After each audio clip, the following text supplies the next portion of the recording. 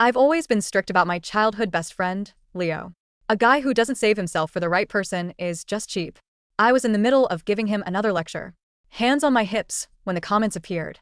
Ugh, not again. The evil sidekick is lecturing the main character. Can't you see? He's totally annoyed. Everyone, just hang in there. The sweet heroine, Haley, just transferred. Leo's about to get his first taste of freedom. Anyone who gets in his way is toast. This psycho girl is first on the list. Huff. I froze. The words dying in my throat. My blood ran cold. You can go. Instead of looking pleased, his face fell. It's just a guy's night. He clarified, almost defensively. I told them not to bring dates. Even the servers are guys. Even uglier.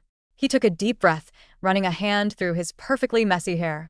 His tongue growing agitated. I'll wear a jacket. The black turtleneck underneath. I swear you won't even see my Adam's apple. Is that good enough for you? He snapped. Zoe. Don't push it.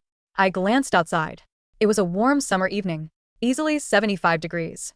He'd get heat stroke dressed like that. I quickly waved my hands. No, don't. It's hot out. Just wear a t-shirt. Leo's face went completely dark, the color of a thundercloud. He clenched his fists, his voice seething with frustration. Zoe, you win. Fine. I won't go. I was baffled. I was pretty sure I've been telling him to go. He stormed towards the door, then whipped around to glare at me. Your need to control everything is suffocating, Zoe. He bit out. You just wait. One day you're going to pay a heavy price for this possessiveness. He was right. The price was due in 3 months, and I'd be flattened by a truck. After reading through all the ghostly comments, I finally understood I was living in a romance novel. Leo was the male lead, and I was his childhood friend. The evil side character with a pathological obsession. He tolerated my crazy behavior because of our history. But then the bright, kind-hearted heroine would. I would end up a complete failure. Pressed and alone. The final scene, me seeing a banner celebrating Leo, and the heroine getting into Harvard, stepping distractedly into the street, and getting hit by a truck. Game over. My world collapsed. Even in the summer heat, I felt an icy chill wash over me. I was raised with old-fashioned values. My own weird, twisted version of them anyway. I truly believed a man's worth was tied to his purity. That's why I was so hard on Leo. No revealing clothes, no being out past 8 p.m. No shady parties, no talking to other girls, not even liking their posts on Instagram. If he broke a rule, he was punished. I'd yell at him, call him shameless, slap him, squeeze his neck, make him kneel. I knew I was messed up, but I was doing it to protect his virtue, wasn't I? He was so beautiful with a body like a model. I saw the hungry looks other girls gave him, but thinking about my fate and replaying Leo's final threat in my head, I shivered with fear. Leo's chastity wasn't worth a fraction of my life. I had to stop now. I had nightmares all night, filled with bloody scenes of Leo torturing me. When I came downstairs and saw him standing stone-faced by the door, I instinctively flinched back. I stumbled, and in a flash, his arm was around my waist studying me. Then he knelt down, his long, elegant fingers expertly tying my shoelaces into a perfect bow. I stared at him stunned. He stood up, his face still a mask of annoyance, and pulled a carton of milk, an egg, and a bagel from his backpack. Breakfast. Eat it, he grumbled. I took it numbly. Out of the corner of my eye, I saw that he'd unzipped his track jacket, revealing the collar of his school uniform, and a tantalizing sliver of his perfect collarbone. My first instinct was to snap at him, but when I met his cold gaze, I wanted to slap myself. Instead, I promised I wouldn't interfere. I forced myself to look away. He then deliberately tugged the zipper down another inch. His voice was flat as he pointed it out. My jacket's unzipped. I was confused. The comment feed was too what's his deal? Why would he point that out to the evil side chick? She's just gonna rip him a new one for trying to be a thirst trap. LOL, is he trying to get yelled at? You guys must be new here. The male lead has way too much pride for that. He hates being humiliated. He's obviously testing her. A subtle warning not to control him. That made sense. I quickly replied. It's okay, from now on you don't have to zip it up. Leo's face instantly darkened. He let out a cold, bitter laugh, a mix of anger and hurt in his eyes. Zoe. It's been a whole night. Are you still mad at me? You obsess over my body. You won't even let me show my ankles. If we hadn't grown up together, I would have been done with you years ago. I opened my mouth to say I wasn't mad, but all I saw was his back as he stormed away. The breakfast in my hand suddenly felt heavy and tasteless. When I got to class, I overheard him complaining to his friends, his eyes red with anger. You guys have no idea how messed up she is. Banning me from talking to girls was one thing, But now I can't even hang out with my own friends. He doesn't care about me at all. I'm just her toy. I'm not putting up with it this time. He declared, I'm going to fight back. I'm done with her. Suddenly, one of his friends had an idea. Hey Leo, you know that new transfer student Haley, who was at the party yesterday? She's like a million times prettier than Zoe, and she needs a new desk partner. Since you're trying to get away from Zoe anyway, you should sit with her. Leo frowned. Considering it, the comments erupted in cheers. Yes, the heroine has arrived. Get ready for some sweet desk partner romance. This is where the evil side chick starts losing it, right? She tries everything to stop them from sitting together, but the male lead develops a crush on the heroine and chooses her anyway. Our girl Haley gets everything without even trying, while Zoe just looks like a clown. I lowered my eyes, thinking fast. Leo and Haley were going to be desk partners sooner or later. If I put up a fight, I'd just look pathetic and push him further away. Better to be proactive. The world tilted. I hadn't eaten the breakfast he gave me, and my blood sugar crashed. I swayed and collapsed right into his arms. As darkness closed in, I vaguely heard his panicked, regretful voice. Zoe, I'm sorry. Please don't scare me. When I woke up in the nurse's office, Leo was sitting by the bed. He had dark circles under his eyes, and his face was pale with exhaustion. He Gently pinched my cheek, his voice a mix of anger and relief. Are you an idiot, Zoe? Starving yourself just to punish me? You know you can die from low blood sugar, right? He let out a cold laugh. I'm not falling for your sick, twisted little games. Wave of sadness washed over me. My eyes welled up with tears. And I was about to explain when he cut me off again. His voice stern. Wow. Great tactic. Now you're going to cry to manipulate me. Decide heavily. Fine. You win. I'll be your desk partner. I won't go to any more of those stupid parties. Just stop it. My choke sob caught in my throat. Wait, what? I tried my best to shed my image as the crazy, possessive villain. I stopped lecturing Leo about how a man's virtue is more precious than his life. When I saw him talking to a girl, I didn't march over and slap him of disdain. Another one of your tests. I'm not falling for it. This time, I was frustrated but couldn't argue. I had a history of faking it. Once I pretended I was fine with him walking a girl home, only to meet him at the door with the whip, as if to avoid falling into another one of my traps. Leo became a model of good behavior. He avoided girls, kept conversations with guys brief, and came straight home every night. His only outings were to secretly come over to my house to do my laundry, cook for me, finish my homework, and make sure I went to bed on time. He basically had good boy tattooed on his forehead. During gym class, Leo was playing basketball, but he was wearing 3 layers of clothes, completely hiding his lean, muscular physique. His face was flushed red with sweat. His long eyelashes were beaded with moisture, and the heat brought a damp, alluring glint to his sharp eyes, making him look even more devastatingly handsome. After an intense game, his back was soaked through. He looked like he was about to pass out from the heat. But no matter how much his teammates pleaded, he refused to take off a single layer. If I do, Zoe will yell at me. He grumbled, waving them away. I don't want to hear it. It's annoying watching him suffer. I was hit with a wave of guilt. I realized how awful I'd been. No wonder he was destined to choose the heroine. I walked up to him and said softly, Leo, you're close. He cut me off instantly. 3 layers isn't enough, Zoe. Don't be ridiculous. I froze, about to explain, when a girl with a high ponytail suddenly appeared at his side. Her voice dripped with disgust as she defended him. Zoe, Leo is a person, not your property. You have no right to control him. It's scorching hot out here, and you're forcing him to wear 3 layers. What if he gets heat stroke? Don't you have a conscience? Oh, wait. I guess a vicious person like you wouldn't have one. My eyes landed on the girl's pretty rosy-cheeked face. The comment feed flashed excitedly in my vision, telling me this was her. This was the heroine. OMG. Haley is here. Her first appearance is a rescue mission. He's totally going to fall for her now and offer his body in gratitude. Haley is so kind and beautiful as always. The evil side chick thinks she can bully everyone because she's rich. But our girl isn't afraid of her. F***C*K. Yes. Leo has been suffering so much under this psycho Haley. Put her in her place. Leo's got your back.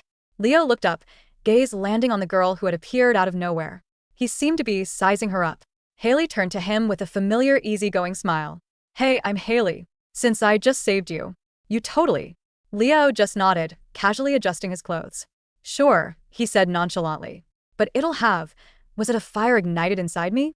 I took a deep breath, looked Leo straight in the eye and said, enunciating every word. I'm never going to control you again. You can wear whatever you want. Leo's expression faltered. Then he let out a short, humorless laugh. All this because I talked to another girl and offered to buy her a drink. You're so dramatic.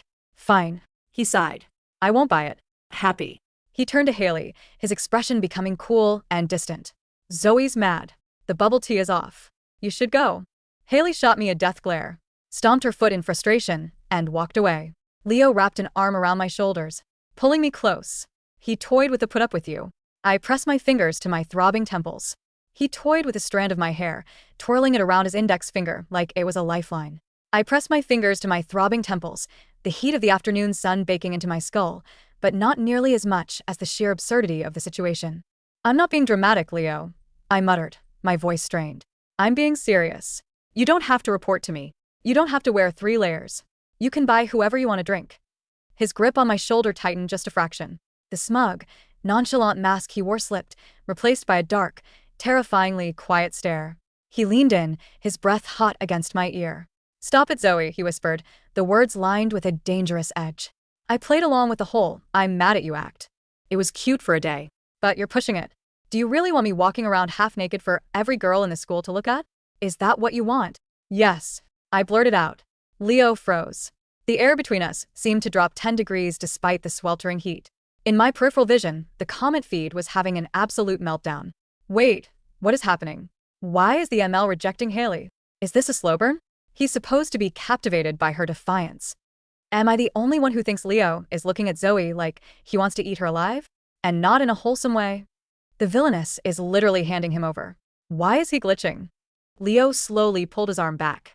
His eyes, usually bright and arrogant, turned into 2 bottomless pits. He didn't yell. He didn't snap. Instead, he reached for the hem of his outer sweatshirt and pulled it over his head, tossing it onto the dusty bleachers. Then came the second layer, a long-sleeved thermal. He yanked that off too. Underneath, he wore a simple, fitted white tank top that left absolutely nothing to the imagination. The sweat made it cling to the hard planes of his chest and abdomen. A collective gasp echoed from the few girls still lingering around the court. Leo didn't look at them. He kept his eyes locked solely on me, his jaw clenched so tight, I thought his teeth would shatter. There, he said, his voice stripped of all warmth. I'm practically naked. I'll go buy Haley that drink now. I'll buy her 10. Are you satisfied? Before I could answer, he turned on his heel and stalked off toward the locker rooms, leaving the sweatshirt and thermal in a heap at my feet. I stood there, my heart hammering against my ribs. It was working. I was pushing him away. The plot was correcting itself. So, why did I feel like I had just signed my own death warrant? Over the next 2 weeks, I dedicated myself entirely to the art of matchmaking. If I was going to survive the truck destined to flatten me in less than 3 months, I needed Leo and Haley's romance to fast-track. I arranged for them to be locked in the equipment room together. I bribed the homeroom teacher to make them partners for the semester-long chemistry project. I even paid a guy to accidentally spill juice on Haley in the cafeteria, knowing Leo would have to offer her his jacket. Every single attempt backfired with spectacular, terrifying results. When they were locked in the equipment room, Leo picked the lock with a bobby pin in under 3 minutes, walked out, and left Haley still sitting on a volleyball cart. When they were assigned as chemistry partners, Leo did the entire month's worth of work in one night, handed it to the teacher the next morning, and requested a transfer to my lab table because Haley's perfume gives me a migraine. And the juice incident? Leo watched the guy trip, grabbed Haley by the shoulders, and used her as a human shield so the juice splashed onto the floor instead of his shoes. The comment feed was in shambles. This is not the novel I signed up for. Why is the male lead acting like a sociopath? He literally used the heroine as a meat shield. Author, did you change the tags? Is this a villainous story now? I'm terrified of Leo. Look at the way he stares at Zoe when she's not looking. It's giving obsessive. I was reading that exact comment while sitting at my desk in my bedroom, chewing on the end of my pen. Outside, the sky was dark, heavy with the threat of a summer storm. I glanced at the calendar on my wall. 2.5 months left. A soft knock at my window made me jump. I spun around. Leo was crouching on the roof just outside my window, soaked to the bone from the sudden downpour. Without waiting for permission, he pushed the sash up and slipped inside, bringing the smell of rain and damp pine into my room. What are you doing? I hissed, scrambling back. You can't keep climbing through my window. What if someone sees? Your parents are at a gala, he said smoothly, shaking his wet hair like a golden retriever. And I don't care if the neighbors see. He walked toward me, his wet shoes squeaking slightly on the hardwood. He stopped at my desk and dropped a crumpled piece of paper onto my open notebook. I stared at it. It was the invoice from the guy I had bribed to spill the juice. My blood ran cold. "You've been busy, Zoe," Leo murmured. He leaned against my desk, crossing his arms. He was wearing a plain black t-shirt, completely soaked through. His collarbone, his neck, everything I used to forbid him from showing, was on full display. But I wasn't looking at his body. I was looking at the dead, calm expression in his eyes. "I don't know what that is," I lied, my voice shaking. Leo let out a low, dark chuckle. He reached out, his long, cold fingers gently tracing the line of my jaw. I flinched, but he didn't let me pull away. He cupped the back of my neck, his thumb resting right over my racing pulse. "You spent 12 years of my life making sure I didn't look at another girl," he whispered, his voice dangerously soft. "You threw a fit if a waitress smiled at me. You slapped me because I helped a senior carry her books.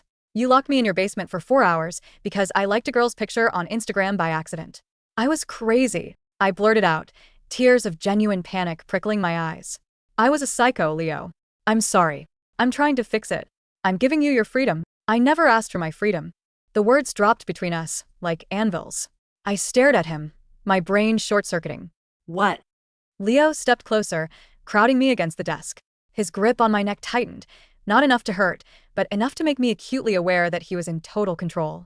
The bullied, oppressed childhood friend act was gone. The guy standing in front of me was a predator who had finally dropped his disguise. "Did you really think you were controlling me all those years, Zoe?" he asked, a twisted, affectionate smile playing on his lips. "You're 5'3". You weigh 110 pounds. I'm the captain of the basketball team. If I wanted to walk away from you, do you really think you could have physically stopped me?" My breath hitched.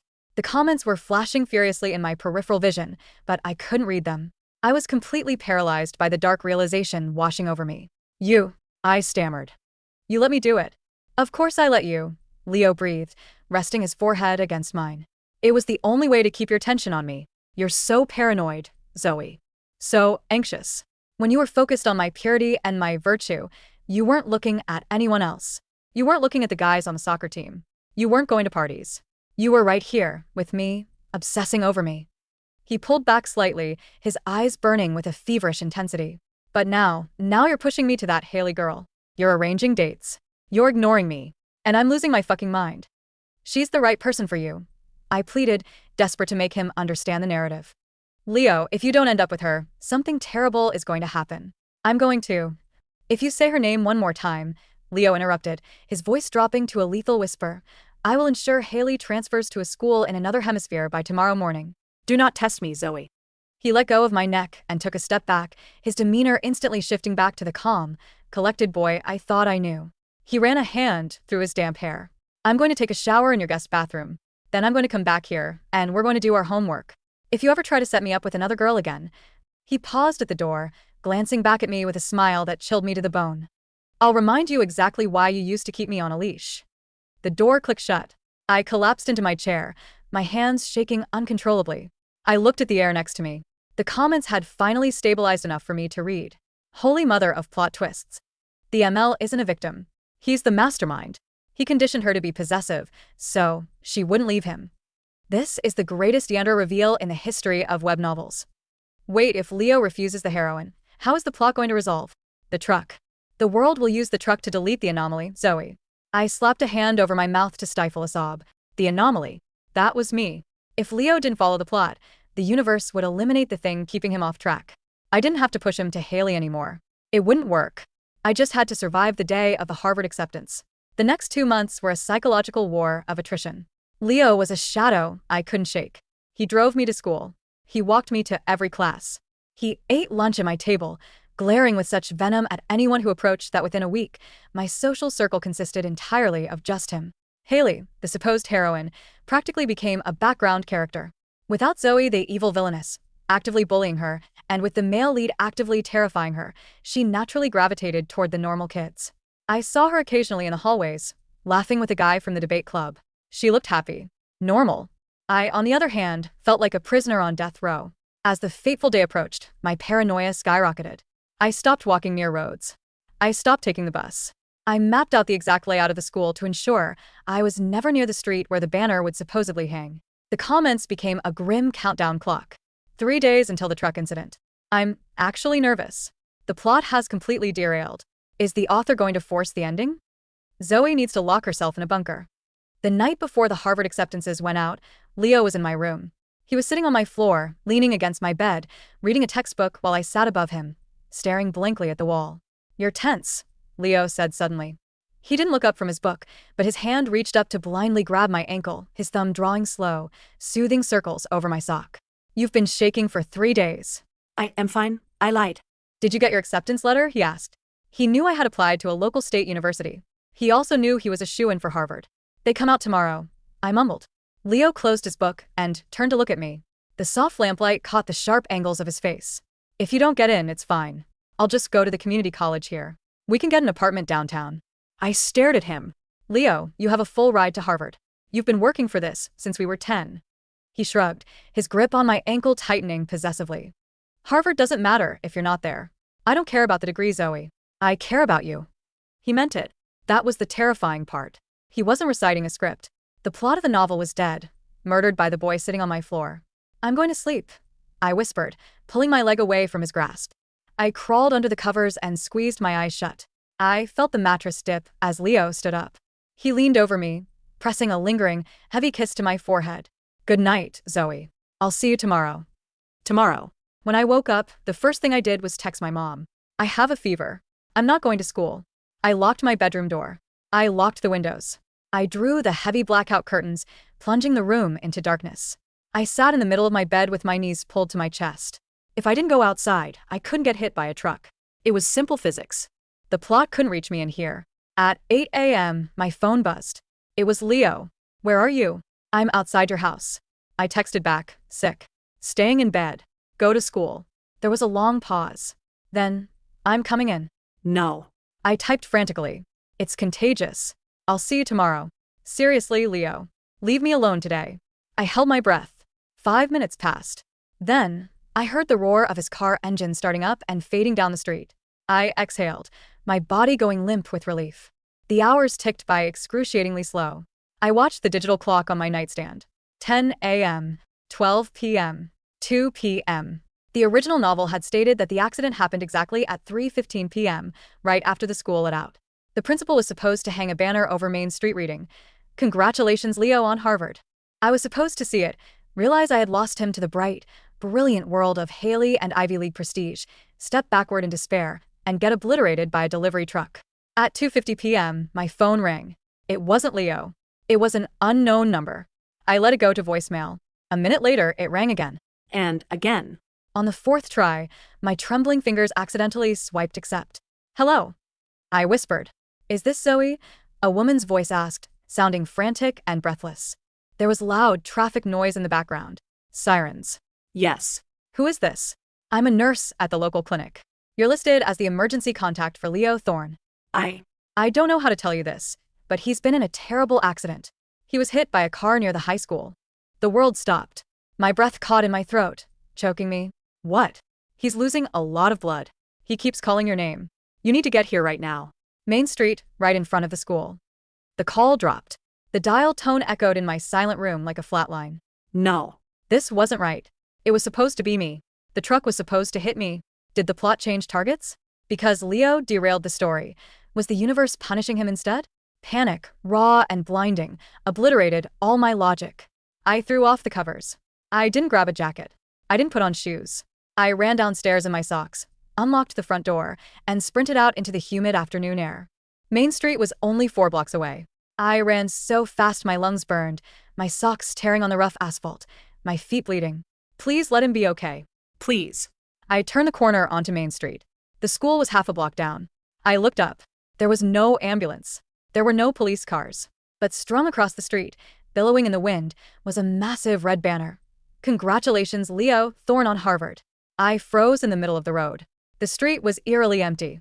And then, from the corner of my eye, I saw the flashing text hovering in the air. She fell for it. The plot forced an emergency call. It was a fake-out. "Zoe, move." A deafening blare of a horn shattered the silence. I turned my head. A massive, 18-wheeler delivery truck was hurtling down the street, doing at least 60 miles an hour in a 30 zone. The driver was slumped over the wheel, asleep or unconscious. The truck wasn't slowing down. It was aiming directly for me. My feet felt like they were cemented to the asphalt. This was it. The plot was course-correcting. The universe was going to scrape the anomaly off the pavement. Zoe. A blur of motion tackled me from the side. The impact knocked the breath out of my lungs. We hit the hard concrete of the sidewalk just as the truck roared past, the wind from its massive tires violently whipping my hair across my face. The truck swerved, smashing into a parked car down the street with a catastrophic crunch of metal and glass. I lay on my back, gasping for air, the world spinning in dizzying circles. A heavy weight was crushing me. I blinked through the dust and tears. Leo was hovering over me. His face was pale, his eyes wide with a terror I had never seen before. His chest heaved violently. He grabbed my face with both hands, his fingers digging into my cheeks. "Are you hurt?" he demanded, his voice cracking. Zoe. "Look at me. Are you hurt?" "You're alive," I sobbed, reaching up to grip his shirt. "The nurse called, she said you were hit." Leo's eyes flashed with dark realization. "No one called you. I've been standing on the school steps waiting for you. I saw you run into the street." He pressed his forehead against mine, his entire body trembling. "You idiot. You absolute, reckless idiot. Why did you run out here?" "To save you," I cried, the adrenaline finally crashing, leaving me weak and weeping. "I thought you were dying." Leo froze. Slowly, he pulled his head back. He looked down at me, his eyes searching my tear-streaked face. The terror in his expression began to melt, replaced by something entirely different. Something fiercely possessive. Something dark and completely overwhelmed. "You ran into traffic for me," he whispered, awe coloring his voice. "You came out here to die for me." I tried to speak, to explain the plot, the truck, the inevitability of it all. But as I looked past his shoulder, I realized something. The comment feed was gone. I blinked. I scanned the air around us. The floating text, the judgmental readers, the overarching presence of the author. It was all completely gone. The air felt utterly normal. The smell of exhaust, the distant wail of actual sirens approaching the crashed truck, the rough scrape of the sidewalk against my bare legs. It was real. The novel was broken. We had survived the climax. Leo didn't notice my distraction. He buried his face in the crook of my neck, his arms wrapping around me so tightly my ribs ached. "You're never leaving me," he murmured against my skin, his voice muffled but terrifyingly resolute. "I don't care about Harvard. I don't care about anything else. You're mine, Zoe. You proved it today. You can keep me on a leash for the rest of my life, but I am never, ever letting you go." I lay there on the concrete, the villainess who had tried to escape her fate, wrapped up in the arms of a male lead who had completely rewritten his own. I slowly wrapped my arms around his broad back, letting my fingers tangle into the fabric of his shirt. I closed my eyes and let out a long, shaky exhale. "Okay," I whispered. "I'll keep you." Leo pulled back just enough to look at me, a brilliant, terrifying, and utterly beautiful smile breaking across his face. He leaned down and captured my lips in a desperate, bruising kiss, effectively sealing my fate. It wasn't the ending the readers wanted. It certainly wasn't the ending the author wrote. But as I kissed him back, holding on to the boy who had gladly chosen my madness over his freedom, I decided it was the only ending that mattered.